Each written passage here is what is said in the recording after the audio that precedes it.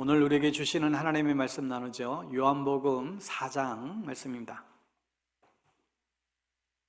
요한복음 4장 1절에서 14절 그리고 건너뛰어서 28절부터 38절.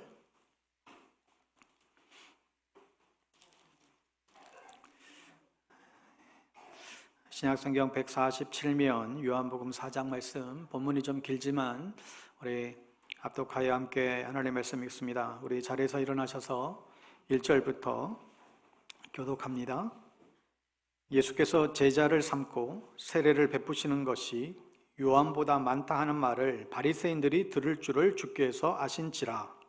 예수께서 친히 세례를 베푸신 것이 아니요 제자들이 베푼 것이라. 유대를 떠나서 다시 갈릴리로 가실새 사마리아를 통과해야 하겠는지라. 사마리아에 있는 수가라 하는 동네에 이르니 야곱이 그 아들 요셉에게 준 땅이 가깝고 거기 또 야곱의 우물이 있더라.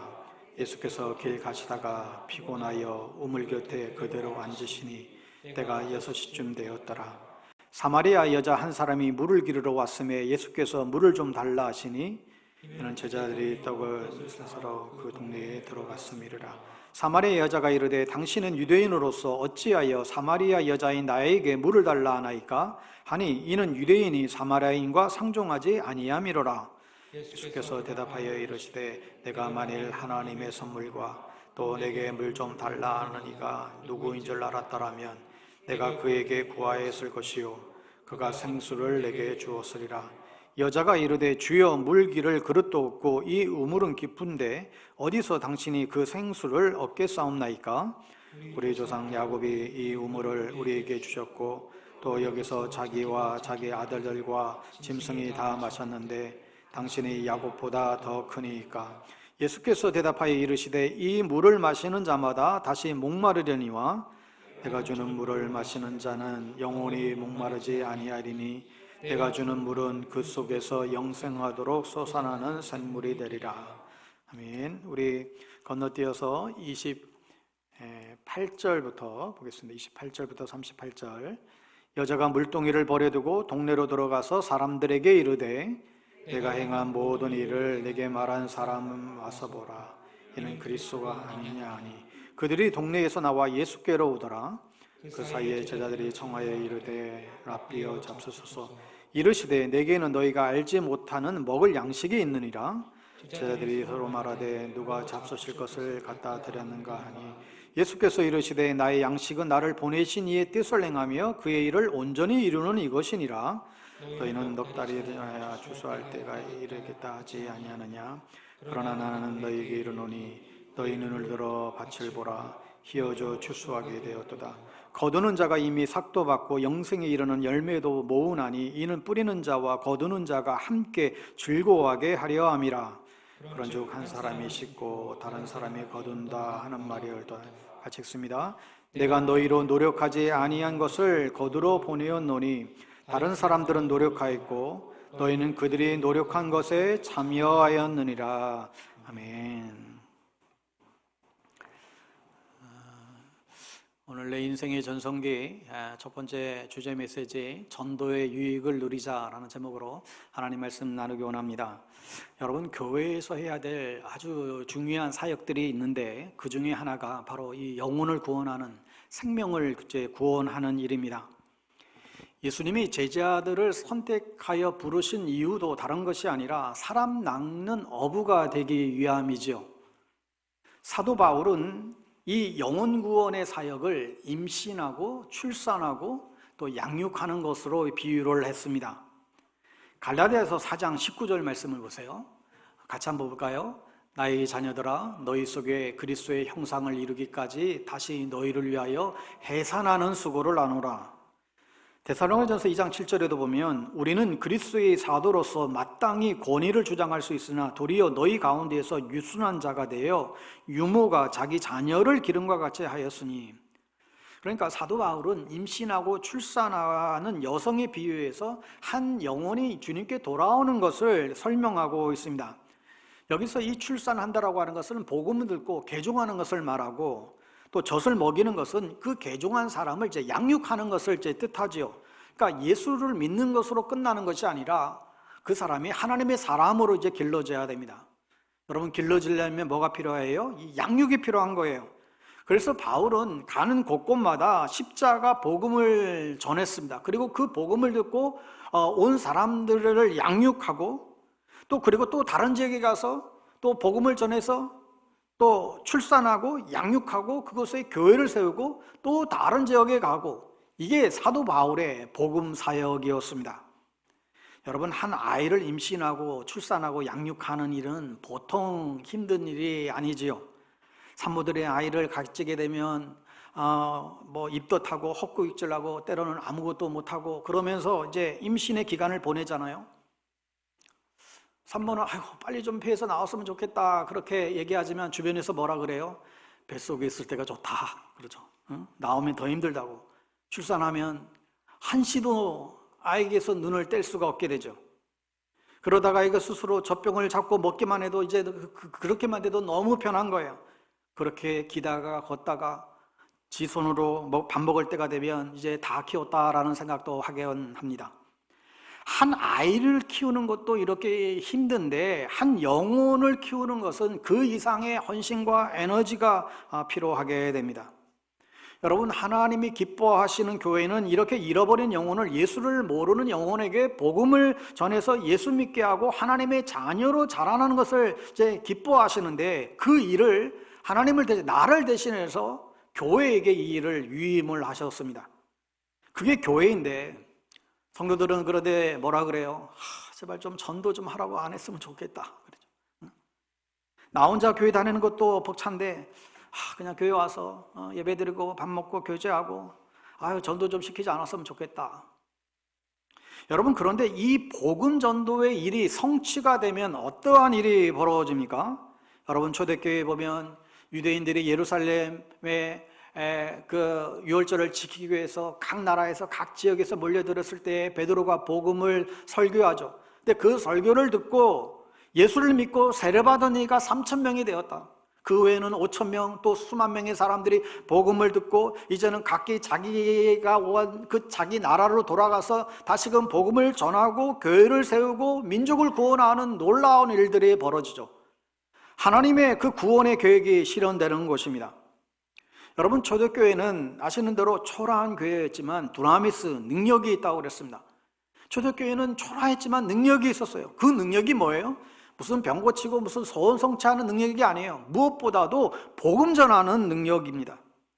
초대교회는 예수를 믿으면 박해를 받고 또 불이익을 당하고 또 붙잡혀가고 그랬잖아요. 여러분, 그러면 그렇게 핍박이 많으면 당연히 예수 믿는 사람들이 점차 사라져야 될 것 같은데, 그게 당연한 것 같은데, 그런데 나중에 313년 로마가 기독교를 국가의 종교로 정식으로 공인을 하고 또 예수 믿는 자들에 의해서 로마가 완전히 뒤집혀지잖아요. 어떻게 이런 일들이 가능한 거예요? 이 초대교회 성도들은 복음을 증거하는 능력이 있었습니다. 그래서 날마다 구원받는 사람들의 수가 늘어났다는 거예요. 그런데 여러분, 오늘날 교회는 어떻게 되어가고 있습니까? 구원받은 사람들이 점점 늘어가는 것이 아니라 하나님 믿는 사람들이 점점 교회를 떠나가고 있는 현실이 되었습니다. 왜 그럴까요? 성도들이 복음의 능력을 잃어버린 거예요. 교회가 이 복음의 능력을 잃어버렸다는 거예요. 사랑하는 여러분, 우리 교회가 이 복음의 능력을 회복할 수 있게 되기를 간절히 축원합니다. 전에 한번 말씀드렸잖아요. 오래전에 어느 목사님이 40년 이상 된 오래된 교회 부임에 갔는데 한 20, 30명 모이고 있었더래요. 한 달쯤 지나가자 남성교회 원례를 하고 한다고 해서 가봤더니 원래 경건회 끝나고 총무가 나와서 이제 광고를 합니다. 무슨 광고냐? 우리가 큰 꿈을 안고 회비를 걷어서 그 산 강아지가 지금 아무개 집사님 집에서 아주 잘 자라고 있습니다. 이게 광고 내용이었어요.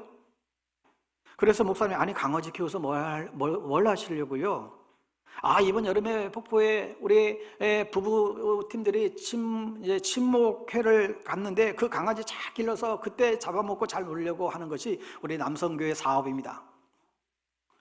그 다음에 여전도에 올레회를 갔더니 여전도에서 보고를 하죠. 총무가 여전도의 사업이 너무너무 어렵다고. 그 여전도에서 김도 팔고 이것저것 간장도 팔고 이러면서 이제 사업을 하는데 이게 말이 사업이지 성도들에게 막 다 강매하는 거예요. 이 집사 이거 사가고 다 사가라고. 그런데 이제 대부분 다 외상으로 가져간 거예요. 근데 이 외상이 안 거친다는 거예요. 그래서 여전도회가 너무너무 힘들다고. 그래서 목사님이 아니 그 사업해서 뭐 하시려고요? 아유 목사님 모르시는 소리 하지 마시라고. 그 사업을 해야 우리가 봐서 교회 그릇도 좀 사고 또 목사님 생일 때 생신 선물도 좀 챙겨드리고 그렇게 하려고 우리가 사업한다는 거예요. 여러분 교회의 존재 이유가 강아지 잡아서 개 잡아먹고 김 팔아서 목사님 생신 챙겨드리고 그게 교회 존재 이유냐? 여러분 말 그대로 남성교회, 남성교회, 여전도회 선교하고 전도하고 구제하기 위해서 세운 기관이에요. 이때부터 이 목사님이 교회의 본질에 대해서 계속 말씀을 하고 선한 영향력, 복음 전파 이것을 수없이 강조했더니 오늘날의 이 부산에 아주 대형 교회를 이루었습니다. 여러분 오늘날 교회가 왜 이렇게 쪼그라들까요? 전도에 대해서 부담을 느끼고 복음을 전하고 영향력을 미치는 그런 삶을 우리가 그만두었기 때문이 아닌가. 여러분 우리는 어쩌면 억지로라도 일부러라도 우리는 해야만 합니다. 여러분 자녀를 공부시킬 때 자녀 스스로가 알아서 척척척 해주는 자녀는 사실 별로 많지 않죠.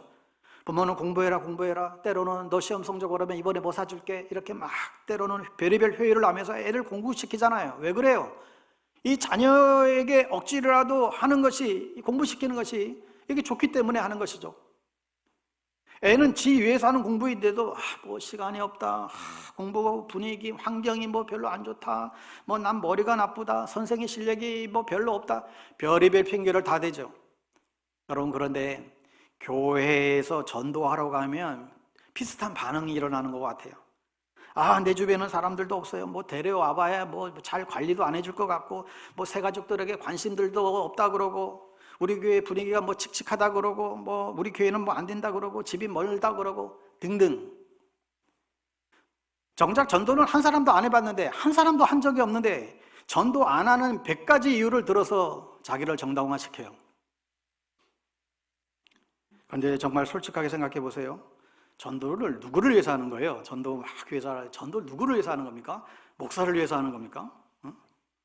여러분 전도하면 그 상급이 다 여러분 것이 되잖아요. 저에게 새 가족을 데리고 와서 목사님 이번에 새 친구의 전도에 왔는데요, 이 친구 좀 잘 양육해 주세요. 저도 함께 기도할게요. 여러분 얼마나 기분이 좋겠어요. 그 한 영혼이 자라기까지 온 교회가 함께 섬겨야 하는 것이죠. 공부하는 것이 학생의 사명이듯이 먼저 믿은 우리가 복음을 전하는 것이 우리의 사명인 것입니다. 복음을 전하고 영향력을 끼치는 그런 삶을 살아가는 것이 성도의 마땅한 삶이라는 것이죠. 여러분 성도의 본질은 땅끝까지 복음을 전하는 데 있습니다. 이게 교회의 본질의 이유입니다. 이 본질을 떠나게 되면 교회는 점점 약화될 수밖에 없어요. 교회는 세속화되어져 가고 돌처럼 굳어질 수밖에 없는 교회가 됩니다. 더 이상 영혼을 출산하지 못하는 그런 여인이 되고 맙니다. 이 본질을 떠날 때에 교회는 여러 가지 잡음들이 생기기 시작하고 여러 가지 병들이 들기 시작하죠. 그럼에도 불구하고 여러분들은 전도라고 하는 말을 듣길 때 어떤 느낌이 드세요? 전도 축제한다 뭐 이런 얘기 들을 때 어떤 느낌이 드십니까? 대부분의 경우에 전도라는 말을 탁 들으면 긍정적인 말보다도 부정적인 느낌으로 탁 다가오는 경우가 더 많은 것 같아요. 왜 그럴까요? 여러 가지 이유가 있겠죠. 일단은 전도하면 안 좋은 여러 모델들이 머리에 떠오르는 경향이 있습니다. 예를 들어서 사람들이 붐비는 전철역이나 거리에서 뭐 예수천당 불신지옥 막 소리를 질러대는 그런 사람들, 저렇게 무례한 사람들, 이런 인상들을 떠올릴 수도 있습니다. 그리고 전도에 대한 교회의 어떤 잘못된 동기부여 방식이라든지, 교회가 전도하자고 하는데 그게 이게 잘못된 동기부여들이 있어요. 또 설교도 때로는 부정적인 느낌을 갖게 하는데 일조를 하는 경우들도 있다고 생각이 듭니다. 예를 들어서 어떤 교회는요, 교인들을 막 다그치는 거예요. 모든 성도들 다 일어나고 와서 지난주에 전도한 사람만 앉으래. 그럼 일어서 있는 사람은 어떻게 되겠어요? 얼마나 민망해지겠어요? 그러면서 당신이 그리스도인 맞냐고, 당신이 예수 믿는 사람 맞냐고, 당신 집사가 맞냐고 막 다그치는 거예요. 그런 교회도 있더라고요. 그런가 하면 한 사람씩 확인 사살을 하는 거예요. 장로님 이번에 몇 명 정도 할 거예요? 권사님 이번에 몇 명 정도 할 거예요? 다 물어보고 몇 명 적고 하나씩 다 확인 사살. 아무런 말을 못하면 아니 장로님 그것도 못해요? 그렇게 면박을 주고 한번 지켜보겠느라고 하고, 여러분 그러면 얼마나 이게 부담스럽겠습니까? 전도를 못하면 뭔가 죄책감을 느끼기도 하고, 여러분 이런 것들이 전도에 대한 부정적인 그런 느낌을 받게 하는 것 같아요. 구역별로 셀별로 전도 목표를 세우고 서로 경쟁하게 만들고 엄청난 시상품들을 걸고, 저도 부교육자 시절에 열심히 했던 일들입니다. 서로 교구마다 경쟁시키고. 그런데 그렇게 하면 사람들은 뭐예요? 그렇게 하면 사람들은 모이게 됩니다.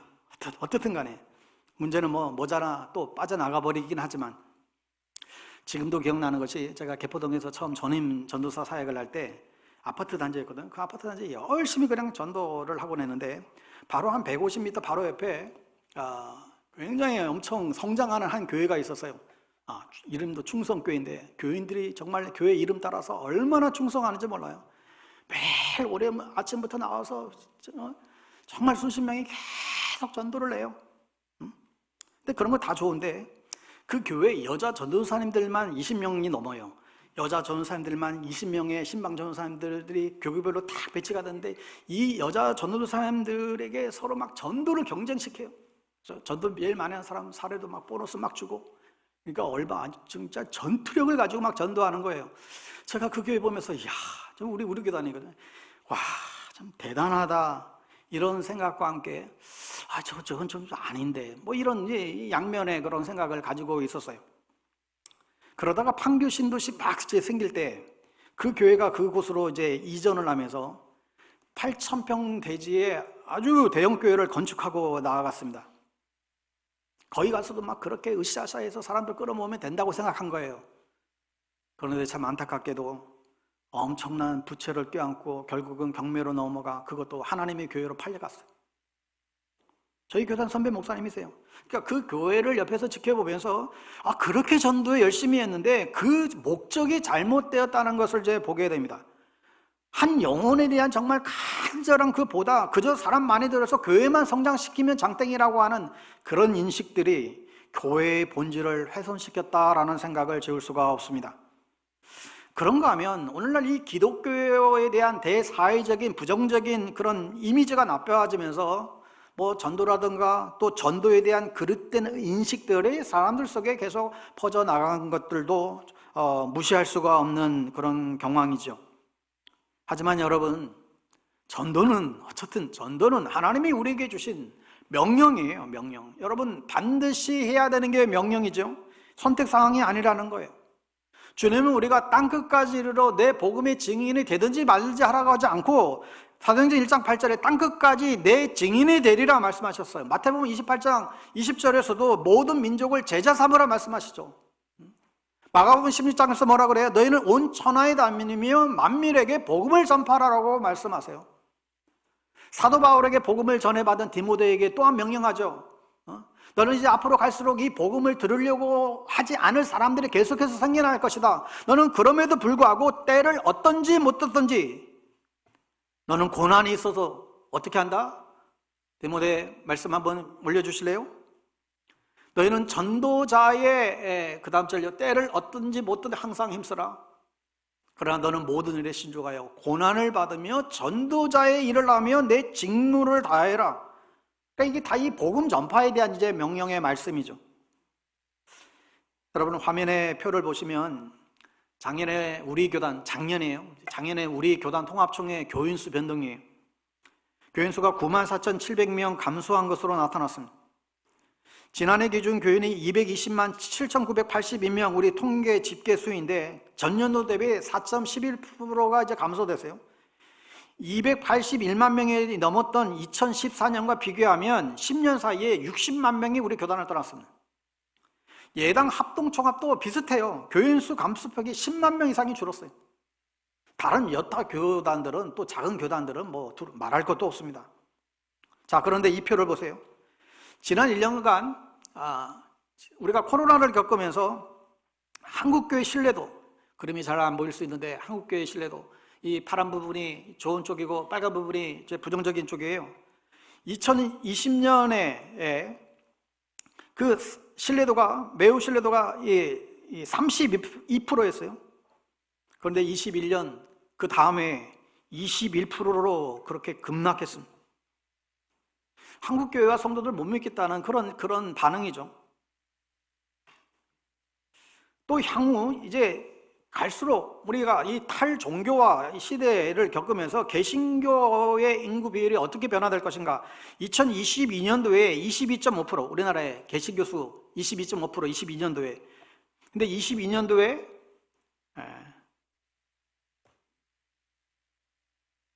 2012년도에 22.5%, 2022년도에 15.0%, 이 추세로 가면 2032년도에 10.2%. 여러분, 저기에 10.2%면 이제 521만 명이 이제 불과하게 되는 거예요. 우리가 1200만 명 막 자랑할 때가 있었잖아요. 근데 2032년도에 521만 명이 불과하게 된다. 더욱이 저 500명 안에 200만 명 가까이는 이단들이에요. 기독교 이단들까지 지금 다 들어간 숫자입니다. 앞으로 이렇게 된다는 거예요. 교회가, 성도가 자기의 본질을 우리가 다하지 않을 때 저런 결과를 곧 초래하게 된다고 경고하고 있습니다. 그러면 한국교회가 왜 이렇게 됐는가? 표를 보세요. 한국교회 신뢰도에 대한 이 여론조사의 추이인데 2008년도에 제가 좀 안 보이니까 설명해 드릴게요. 제일 위쪽에 2008년도에 이 파란색, 연한 파란색 쪽이 이제 신뢰고 빨간 쪽이 비신뢰인데, 비신뢰가 2008년도에 48.3%였어요. 근데 점점 시간이 지나면서 2024년도에 몇 프로 됐어요? 74.0%가 됐다는 거예요. 갈수록 이 신뢰도가 떨어지고 있어요. 그리스도인들을 신뢰하지 않는다 이거죠. 그러니 이 전도가 갈수록 사실 이제 어려워질 수밖에 없는 그런 시대를 우리가 직면하고 있습니다. 여러분, 그렇지만 그럼에도 불구하고 지금 이런 우리 통계 이렇게 여러 가지로 이렇게 경고를 알리고 있지만, 그럼에도 불구하고 여러분, 전도는 기독교 신앙에 있어서 정말 중요한 것인데 이상하게도 이제 정말 중요한데 가장 못하고 있는 부분이기도 합니다. 우리가 영혼을 사랑하지 못한다고 한다면 우리가 병들어 있는 게 아닌가요? 그래서 어떻게 전도할 것인가, 이 문제를 우리가 다음 주일에 좀 나누겠고요. 오늘은 1차적으로 이 전도의 유익에 대해서 좀 먼저 살펴보고자 합니다. 여러분, 전도는 복음을 전하는 거잖아요. 복음이 뭐예요? 말 그대로 굿뉴스, 기쁜 소식, 좋은 소식을 전하는 거예요. 마치 암병과 같은 불치병에 걸린 사람에게 특효약이 발견됐다라고 하는 그 소식보다도 더 좋은 소식이죠. 자기에게 맞는 장기가 그 기증자가 나타났다는 말보다도 더 좋은 소식이에요. 예전에 어느 광고 그 내용을 좀 패러디해서 말하면 이렇게 말할 수 있어요. 전도 참 좋은데, 신자에게 정말 좋은데 어떻게 표현할 방법이 없네. 그거 생각나세요? 그 산수유인가 광고. 여러분, 전도는 정말 좋은 것입니다. 전도는 불신자에게 복음을 전해서 그 구원의 기쁜 소식을 듣고 나눠서 그 인생을 바꾸고 그 영혼을 구원하는, 이거보다도 사실 더 좋은 일이 어디 있겠어요? 사람의 운명을 바꾸는 일이죠. 사실은 전도가 전도 대상자에게만 해당되는 것이 좋은 것이 아니라 전도하는 사람에게 있어도 큰 유익을 얻게 됩니다. 여러분, 사실 그래서 교회마다 보면요, 늘 열심히 매일 평일에도 나와서 한결같이 나와 전도하시는 집사님, 권사님들이 계세요. 교회에서 나와서 전도하라고 한 것도 아닌데 본인들이 나와서 그렇게 열심을 내시는 분들이 계세요. 물론 전도의 은사가 되신 분들이 많을 테겠지만 전도를 하면 할수록 자신들의 전도하면서 유익을 얻는 거예요. 전도하면서 기쁨이 생기고 기도응답에 확신이 있고 성령으로 충만해지고 전도자에게 주시는 놀라운 은혜들을 경험하다 보니까 누가 뭐래도 그렇게 전도에 열심을 내는 거죠. 오늘 이 시간 우리도 이 본문을 보면서 이 전도의 유익이 뭔지, 전도하는 자에게 주시는 축복을 먼저 생각해 보고자 합니다.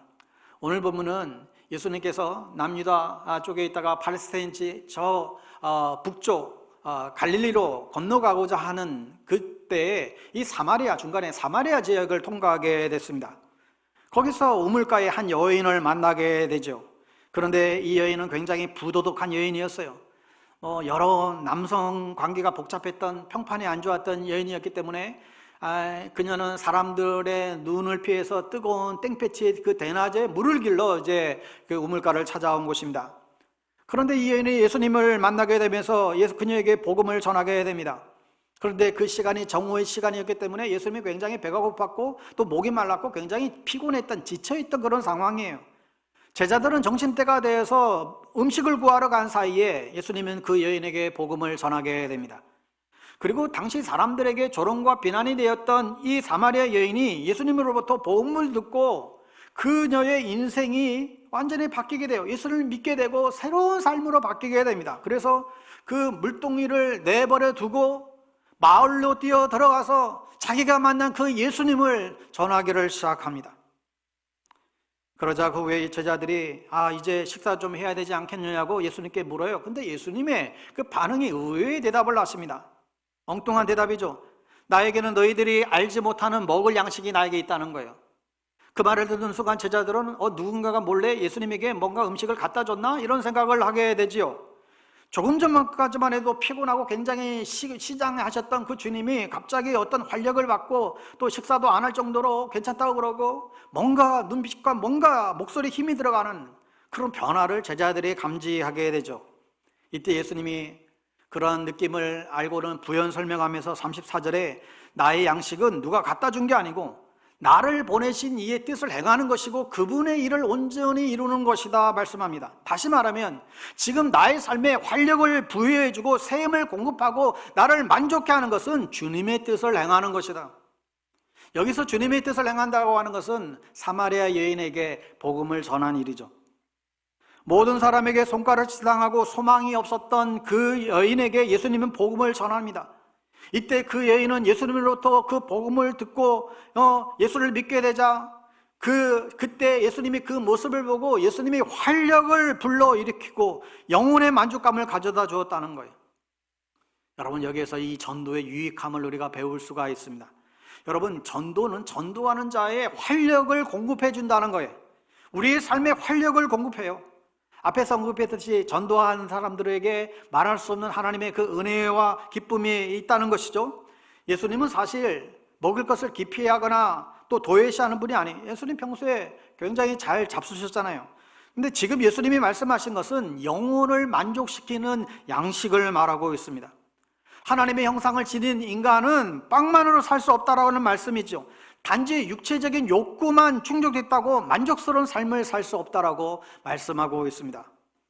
여러분, 종종 죽을 이유가 전혀 없는 정말 인기 연예인들이 영문모를 자살을 할 때가 있습니다. 왜 그럴까요? 저 사람이 뭐가 부족해서 그럴까? 돈도 많고 그렇게 인기도 많고 그런데 어떤 육체적인 어떤 부족함 때문이 아니죠. 그렇지만 그들에게 만족이 없는 것은 영적인 혹은 그런 정신적인 활력이 없는 거예요. 그래서 급기야는 목숨을 끊을 정도로 그 영혼의 배고픔에서 벗어나지 못하고 극단적인 선택을 하곤 합니다. 어느 자살한 연예인이 말한 것처럼 살아도 사는 게 아니래요. 삶의 활력을 잃어버린 거예요. 살아도 지금 자기가 사는 것 같지가 않다는 거예요. 여러분, 그러나 우리가 정말로 영적인 활력이 있을 때는 어떤 육체적이고 물리적인 어떤 부족함이 있다 할지라도 오히려 만족스러운 삶을 살아가게 됩니다. 가끔씩 정말 오지 험한 곳에서 선교하시다 잠깐 들어오시는 선교사님이 뵐 때가 있는데 어떤 선교사님에게서는 정말 말로 다 할 수 없는 어떤 힘, 어떤 그냥 얼굴에 그냥 광채가 나는, 외모는 굉장히 허술하고 초라해 보이지만 그분에게서 느끼는 그런 활력, 그런 힘, 영적인 에너지 이런 걸 느낄 때가 있어요. 그런데 어떤 사람은 아무런 부족함이 없는데 불구하고 마치 매운탕 속에 팍 늘어진 그런 생선 같은 그런 사람들도 있어요. 여러분의 삶을 돌아보십시오. 단지 어떤 물질적인 수준, 물리적인 수준을 넘어서서 그런 만족이나 활력이 있으신가요? 정말 주님의 뜻을 행하고 이루고 여러분은 계십니까? 누군가의 영혼을 위해서 걱정하고 그 영혼에게 정말 복음을 전하려고 여러분 시도하고 있나요? 그렇게 생각하고 있으신가요? 길을 잃어버려서 방황하는 사람들, 예수를 모르는 사람들을 찾아가서 구원의 기쁜 소식을 전하는 것만큼 우리의 영혼의 활력을 가져다 주는 일은 없습니다. 여러분, 목사에게 있어서 가장 큰 힘이 될 때가 언제일까요? 목사에게서 가장 큰 힘이 될 때, 가장 큰 힘이 나고 엔도핀이 돌고 정말 하늘을 나는 것 같은 기쁨이 올 때가 언제인가요? 누군가가 저에게 맛있는 밥을 사고 선물을 사줄 때가 있죠. 물론 그때도 기쁠 수 있겠어요. 근데 그런 것과는 정말 비교도 할 수 없을 정도로 저의 영혼을 만족해하고 기쁨을 주는 것은 영혼이 주님께 돌아올 때예요. 잃어버린 영혼이 주님 품 안에 돌아올 때이죠. 연약했던 성도가 믿음이 성장하고 자라는 것을 볼 때 그 기쁨은 이루 말할 수가 없습니다. 방황하는 인생에 주님을 만나고 기뻐하고 감격하는 모습을 볼 때 목사인 저를 흥분시켜요. 아무리 다른 여러 가지 상황과 사역이 고되어도 예수 믿는 사람들을 볼 때 힘이 막 생기는 것이죠. 정말 안 먹어도 배가 부르는 거예요. 예수 이름의 온 땅에 찬양이 있잖아요. 예수님도 똑같은 마음인 것 같아요. 예수 이름의 온 땅에 퍼져가네. 잃어버린 영혼 예수 이름 그 이름 믿고 돌아오네. 예수님 기뻐 노래하시리. 잃어버린 영혼 돌아올 때 예수님 기뻐 춤추시리. 잃어버린 영혼 돌아올 때. 여러분도 활력이 필요하지 않습니까? 사는 것처럼 정말 살고 싶지 않으신가요? 맨날 지쳐있고 활력이 상실되고 이러한 우리에게 필요한 것이 뭐라고요? 여러분, 정말 우리 그렇다고 한다면 정말 여러분 자신에게만 함몰되지 말고 이 지상의 삶에만 집중하지 말고 주변을 좀 돌아보세요. 다른 사람들을 좀 돌아보십시오. 특별히 예수를 모르는 사람들을 위해서 기도하고 어떻게든지 그들에게 복음을 전하려고 애를 써보세요. 그때 내 영혼이 활력을 여러분 느낄 수 있게 됩니다. 여러분, 이것이 전도가 주는 우리 첫 번째 유익이에요. 예수님은 영적인 양식에 대해서 쭉 설명하시다가 35절에 가보면 추수의 비유를 들어서 계속해서 말씀하세요. 눈을 들어 밭을 보아라. 이는 곡식이 익어서 거둘 때가 되었다. 제자들의 눈에는 보이지 않았지만 예수님은 사마리아 같은 사람들을 보시면서 추수가 된 밭을 보았다는 거예요. 온 천하보다도 귀한 한 영혼을, 하나님을 모르고 유리방황하는 정말 목자 없는 양 같은 그 인생들이 하나님의 말씀으로 추수되어서 하나님의 아름다운 곳간에 추수되어지는 그들을 보셨다는 것입니다. 여러분, 이것이 전도의 두 번째 유익입니다. 그게 뭐냐면 여러분, 전도할 때 우리에게는 새로운 삶의 관점을 제공해 준다는 것입니다. 사람은 어떤 관점으로 세상을 바라보는가, 어떤 시각을 가지고 있는가가 그 사람의 삶의 질을 결정하죠. 똑같은 것을 보면서도 다른 시각으로 볼 수 있고 다른 삶을 살아갈 수가 있게 됩니다. 두 사람이 같은 창문을 통해서 밖을 내다보아도 한 사람은 땅만 쳐다보는 사람이 있고 한 사람은 하늘을 바라보는 사람이 있어요. 우리가 만일 계속해서 땅만 쳐다보고 땅에만 집착하는 삶을 살아가게 될 것이고, 우리가 만일 하늘을 바라보게 되면 전혀 다른 차원의 삶을 살아가게 됩니다. 여러분은 세상에 무엇을 보고 있습니까? 아니, 뭐가 먼저 보이세요? 그리스도인이라고 해서 자동적으로 우리가 하나님의 관점으로 하늘을 바라보게 되는 건 아니죠. 예수 믿는다고 해서 갑자기 우리가 영원한 관점에서 사는 것도 아니에요. 여러분, 우리의 마음이 어디에 가 있는가? 우리가 마음이 가 있는 것이 있다고 한다면 우리는 그것만 보이게 됩니다. 신발 장소는 어디 가든지 신발만 보인대요. 카페 하는 사람들은 어디 가든지 카페만 눈에 들어온대요. 우리의 관심이 거기에 가 있어서 그렇습니다. 여러분, 우리가 한 영혼에 대해서 관심을 가지고 그를 위해서 복음을 전하려고 하면 우리의 시각이 바뀌게 돼요. 어떻게 하면 그 영혼을 주님께 돌아올 수 있게 하는지, 그런 영적인 민감성이 발동하기를 시작합니다. 전에는 보이지 않았던 그 영혼들이 눈에 보이기를 시작합니다. 여러분의 시각을 한번 점검해 보시기를 바라요. 여러분의 시선은 어디에 가 있습니까? 땅만 쳐다보고 살아가고 있지는 않으신가요? 여러분은 사람들의 어떤 부분을 가장 관심을 갖고 보세요. 다른 사람들이 저 사람은 어떤 옷을 입고 다닐까? 저 사람은 어떤 차를 타고 다니는가? 여러분의 눈에 보이는 것만 여러분은 보이시나요?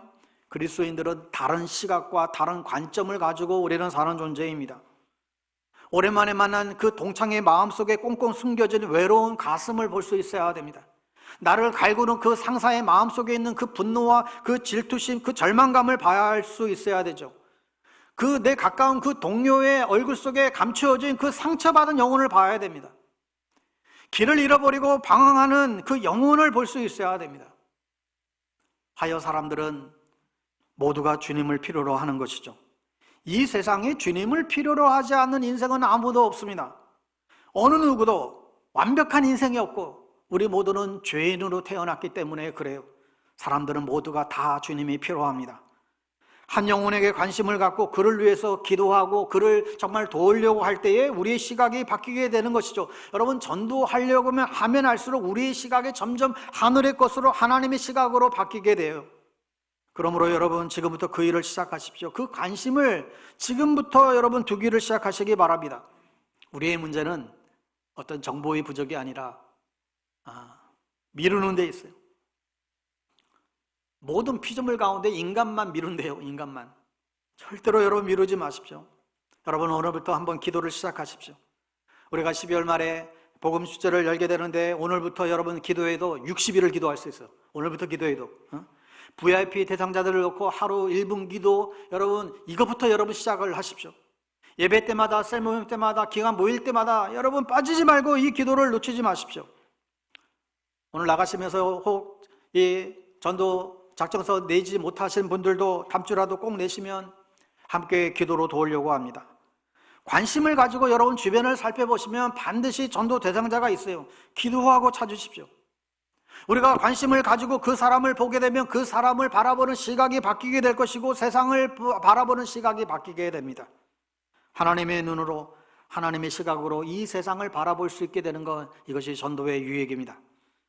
계속해서 본문을 보시면 36절에 예수님은 추수에 대해서 말씀을 하세요. 이스라엘 사람들에게 있어서 이 추수라고 하는 것은 아주 축제죠. 잔치예요. 그걸 말하면서 씨를 뿌리는 자와 거두는 자가 더불어 모두 함께 그 잔치의 즐거움에 참여하게 될 것이다 라고 주님 말씀하십니다. 여러분, 이것이 본문에서 발견할 수 있는 전도의 유익점 세 번째 유익입니다. 전도는 수확의 기쁨을 얻게 돼요. 이 수확의 즐거움을 우리가 누릴 수 있게 된다는 거예요. 여러분, 이것이 전도의 가장 유력한, 강력한 유익이라고 생각합니다. 내가 기도하고 정말 찾아가서 내 마음에 품었던 그 친구가 주님께 돌아오게 될 때, 정말 나를 힘들게 했던 나를 괄시했던 핀잔 주던 그 남편의 아내가 다시금 예수님께 돌아오게 될 때, 도무지 저 인간은 예수 믿을 인간이 아니야, 그렇게 가망성이 없다라고 생각했던 내 친구가 십자가 복음을 듣고 하나님의 사랑을 깨닫고 그 사랑에 감동하고 감격하고 눈물 흘릴 때, 여러분, 그보다 더 큰 기쁨이 어디 있을까요? 그런데 이것은 해산의 수고 없이 그냥 이루어지는 일이 아니잖아요. 우리가 다음에 다루겠지만 어떤 사람은 맛있는 음식을 준비해서 찾아가기도 하고 급한 일이 있을 때 그 아이의 그 집을 청소도 하고 그 아이를 또 도우미 역할도 하기도 하고 틈이 나면 자기 집에 초청해서 그들에게 식사를 대접하고 계속해서 관계를 맺어가는 일들을 계속 하잖아요. 때를 넣든지 못 넣든지 정말 열심히 애를 쓴 것이죠. 그렇게 해서 완고했던 내 가족이, 안 믿었던 가족이 예수 믿고 세례를 받을 때 온 가족이 그 모습을 보며 눈물을 흘리고 본인도 눈물을 주체하지 못하고, 여러분, 이것이 신앙이 주는 감격이고 기쁨이죠. 우리 김주식 장로님 처음 예수 믿게 된 간증을 많은 분들 아실 터인데, 누님들은 다 교회 다니고 본인만 교회를 안 다녔을 때 어느 날 이제 나도 교회 나가겠다, 그 어머니에게 그렇게 말씀했더니 돌아가신 그 어머니 권사님이 얼마나 기뻤으면 공중에 붕붕 뜬 것처럼 박수를 치더래요. 어머님이 그렇게 기뻐하는 모습을 처음 봤다는 거예요. 그래서 누나에게 당장 성경책 사오라고 그러고 그 다음 주일부터 방배동 교회를 나오기 시작한 것이 오늘의 이런 것이죠. 여러분, 우리가 살면서 정말 순수하게 기뻐하면서 감격의 눈물을 흘릴 때가 얼마나 많이 있습니까? 우리가 드라마 보면서 눈물을 훔치는 거 말고요, 정말 순수한 십자가 복음 앞에 구원의 감격을 그렇게 누리며 눈물을 흘릴 때가 얼마나 자주 있으신가요? 전도하는 삶은 우리에게 순수한 기쁨을 줍니다. 하나님께서 우리에게 전도에 어떤 부담을 주고 불편하기 위해서 전도하러 초청하는 것이 아니라 이런 기쁨을 주기 위해서, 이런 기쁨을 좀 맛보라고 우리를 전도의 자리로 우리를 초청하고 계십니다. 찰스 콜슨이라는 사람이 있었습니다. 이 사람은 닉슨 대통령의 최측근의 아주 특별 보좌관이었는데 1974년도에 오토게이트 사건으로 그가 감옥에 들어가게 됩니다. 그런데 그가 감옥에 들어가서 복음을 듣고 예수를 믿고 거듭난 인생이 돼요. 그리고 그가 출소해서 나온 다음에 국제교도소 선교회를 조직하고 죄수들에게 복음을 전하는 일뿐만 아니라 죄수들이 출소하고 나서 이제 갈 데가 없고 할 일이 뭐 어디 취직도 힘들고 어렵잖아요. 그들에게 취직도 시켜주고 직업도 알선해주고 가정을 회복시키는 일들을 감당해 나갔습니다. 한 번은 필리핀 국적의 죄수 한 명이 이 선교회를 통해서 예수를 믿게 되었어요. 예수님의 십자가 사랑을 깨닫고 새 사람이 됩니다. 그리고 출소 이후에 그가 살 길이 막막해지자 그 선교회에서 이제 택시를 운전을 할 수 있도록 그렇게 새 삶을 살아가도록 그렇게 도와주었어요. 어느 날 찰스 콜슨이 방문하던 날 범죄자에서 택시 기사가 된 이 크리스찬이 된 그에게 4살 박이 그 어린 딸 아이가 아빠한테 달려들면서 아빠 함께 같이 살게 돼서 너무나 기뻐요. 서로 끌어안고 그렇게 눈물을 터뜨리는 그 모습을 보면서 이 찰스 콜슨이 정말 가슴이 메어지는 그런 감동이 있었대요. 그러면서 그가 이런 말을 합니다. 한 인생의 변화를 보는 기쁨이 자신의 어떤 성취의 기쁨보다 더 크다.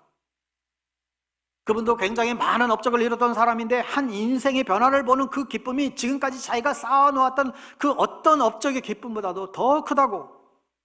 한 가난한 가정의 남성의 변화된 모습을 지켜보는 그 기쁨이 그 무엇보다도 비교할 수 없노라고 고백하고 있습니다. 또 한 분의 목사님 잠깐 소개하고 싶습니다. 그분이 예수 믿게 된 간증을 소개하고 싶습니다. 굉장히 어렵고 정말 가정이 힘든 그런 그 가난한 가정에 또 그 사춘기 시절 곁길로 막 비틀어지기 막 그런 찰나에 어떻게 누군가 막 떠밀어 가지고 교회를 가게 됐대요. 그래서 교회를 이제 처음 고등학교 들어가서 학생 때 교회를 처음 가게 됐더니 처음에는 막 학생부에서 자기를 막 환영해 주는 분위기가 같더니 좀 지나니까 자기가 좀 그렇게 좀 보였는지 문제아처럼 보였는지 저 학생은 우리 교회 안 왔으면 좋겠다 그런 분위기를 그런 느낌을 받았대요. 그런데 학생부에서 자기를 만난 그 담임 선생님은 자기를 만나자마자 자기를 안아주면서 야 선생님은 만약 사람 보는 눈이 좀 있는데 네 눈을 보니까 넌 보통 애가 아니야. 앞으로 커서 엄청나게 큰 일을 할 거야. 그래서 그냥 괜히 하는 소리로 들었는데 그런 줄 알았는데 이 담임 선생님이 그 2년 3년 동안 만날 때마다 이 얘기를 했다는 거예요. 너는 말이야 앞으로 커서 굉장히 큰 일을 하게 될 거야. 그러는 순간 어느 순간에 자기도 집에서 방 안에 혼자 들어 누워 있으면 앞으로 나는 엄청난 큰 일을 하게 될 테인데 그런 생각에 스스로 이렇게 들게 됐대요. 그런데 그것보다도 그 선생님이 자기에게 보여줬던 이 기독교 신앙의 모습들이 자기 마음을 녹였다는 거예요. 예를 들자면 그 오래된 이야기입니다. 그 어렸을 때 옛날에 학교 등록금 못 내면 막 마이크로 막 이름 부르고 교무실 오라고 그러고 그런 시절이 있었잖아요. 굉장히 자기 집안이 어려우니까 이 선생님이 자기가 어려운 걸 알고는 교회 선생님 불러서 재수없게 말로만 기도한다고 하지 않고 달마다 봉투 3개를 준비해서 하나는 등록금이야, 하나는 이거 학용품 사라고, 하나는 친구들과 다니면서 떡볶이도 사 먹고 너 용돈 하라고 이렇게 봉투 3개를 내밀면서 그걸 고등학교 3년 졸업할 때까지 한 번도 멈추지 않았다는 거예요. 자기 눈 시력이 좀 나빠지기 시작하니까 뭐 코비콤인가 그 약을 갖다 주면서 야, 이 약 먹으면 눈 좋아진대 그러면서 건네주기도 하고 이렇게 시간이 지나면서 선생님 안에는 뭔가 다른 존재가 계시다는 것을 느끼게 되었고 어느 순간부터 선생님이 하시는 말씀이 믿어지기 시작하더래요. 그러면서 자기도 예수가 그리스도 되심을 온전히 고백하게 되었고 나중에 신학교까지 가게 됐다는 거예요. 신학교 갈 때 그 선생님이 봉투에 또한 돈을 담아주시면서 이렇게 묻더래요. 야, 선생님 인생의 전성기가 언제부터인지 아니? 선생님 인생의 전성기 언제인지 아니? 묻더래요. 그러자 그래요? 선생님 시집 갈 때가 인생의 전성기 아니에요? 아니라는 거예요. 그럼 아이 둘 낳을 때가 인생의 전성기 아니에요? 아니래요. 선생님 인생의 전성기는 네가 고등학교 1학년 때 너를 만나서 너에게 하나님의 말씀을 가르치기 시작하면서 내 인생의 전성기가 시작이 됐어. 아니 내가 뭐라고 나같이 핫하는 존재를 선생님이 그렇게 품어주고 선생님한테 그렇게 졸릴 일도 없을 텐데 그런데 그 선생님의 그 사랑을 평생 잊을 수가 없고 자신도 그 선생님을 본받아 성도들을 그렇게 섬기고 사랑하고 그렇게 목회하고 있다는 거예요. 저는 이 간증 들으면서 참 눈물이 많이 났어요. 하나는 제 안에 그 선생님과 같은 사랑이 내 안에는 부족함에 대한 그런 회개의 눈물이 났어요. 또 하나는 이 메마르고 삭막한 세상에서 한 영혼을 섬김으로 한 인생이 그렇게 변화되는 것을 보면서 나도 모르게 그런 기쁨의 눈물이 났어요. 하나님은 저와 여러분들도 이런 기쁨을 누리며 사시기를 원하고 계십니다. 누군가 지쳐있는 영혼에게 다가가서 그를 감싸고 그의 아픔을 싸매어주고 그 영혼이 변화되는 그 즐거움에 참여할 수 있다고 한다면 그 인생은 얼마나 멋진 인생 아닐까요? 그 놀라운 감격을 여러분도 경험하게 되기를 바랍니다. 비록 우리가 열심히 씨를 뿌려도 수확을 거두지 않을 수도 있어요. 여러분, 그런데 씨를 뿌리는 것 자체로 주님은 뿌리는 자와 거두는 자가 함께 더불어 그 잔치의 그 기쁨을 누린다고 오늘 말씀해 주고 있습니다. 이것이 전도의 유익이에요. 여러분도 이 기쁨에 참여할 수 있기를 간절히 축복합니다. 19세기 초반에 그 유명한 전도자였던 D.L. 무리가 지나가는 사람에게 예수님을 믿으십니까? 물었어요. 그러자 지나가는 사람이 당신 일이나 신경 쓰시오 그랬더니 그가 뭐라 그래요? 예, 이게 제 일입니다. 여러분, 그래요. 전도가 우리의 일이에요. 당장 우리에게 무슨 대가가 주어진 그런 건 아무것도 아니라 할지라도 우리의 삶의 활력과 에너지를 공급해주고 하늘의 시각으로 세상을 바라볼 수 있는 관점을 우리 가운데 제공해주고 그 수확의 기쁨과 즐거움을 누릴 수 있는 그 놀라운 유익을 우리에게 제공해 줍니다. 여러분, 이제 남은 올 하반기 여러분 인생에도 인생의 전성기가 될 수 있게 되기를 바랍니다. 전도하고 성경 보고 기도하고 정말 남은 3개월 동안 여러분 남은 우리의 믿음 생활에 다시 한번 불을 붙이고 우리 모두가 생명을 얻는 기쁨의 잔치에 참여하는 놀라운 은혜가 있게 되기를 예수님의 이름으로 축원합니다. 기도하겠습니다. 하나님 아버지, 하나님 우리에게도 영혼을 향한 이 놀라운 이 기쁨, 감격, 감동 그런 삶을 살기를 원합니다. 우리가 처음 예수를 믿고 감격했던 그 감격만큼 우리가 전하는 이 복음을 통해 그 사랑을 통해 한 영혼이 주님께 돌아올 때에 그 말로 다 할 수 없는 주체할 수 없는 그 기쁨들이 하나님 우리에게 다시 재현되어 줄 수 있도록 은혜를 더하여 주시옵소서. 예수님의 이름으로 기도합니다. 아멘.